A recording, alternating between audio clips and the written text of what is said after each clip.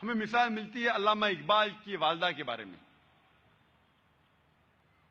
ہم جب کتابیں پڑھتے علامہ اقبال کی زندگی کے بارے میں تو پتہ چلتا ہے کہ علامہ اقبال کے والد ایک ایسا پیشہ کرتے تھے جو ربا سے جڑا تھا، جو سود سے جڑا تھا، اور علامہ اقبال کی والدہ اسے بالکل پسند نہیں کرتی تھی. تو جب علامہ اقبال پیدا ہوئے،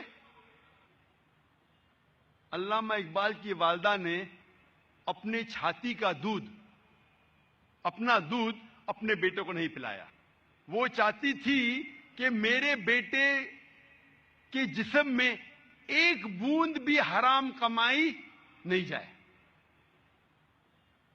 تو علامہ اقبال کی والدہ نے کیا کیا؟ اپنے زیورات بیچے جو خود کے تھے، الحمدللہ حلال کمائی کے تھے.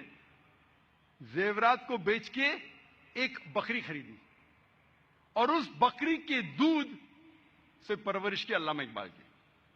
اور اللہ نے پھر ان کے شوہر کو ہدایت دی اور وہ بھی سیدھے راستے پہ آ گئے.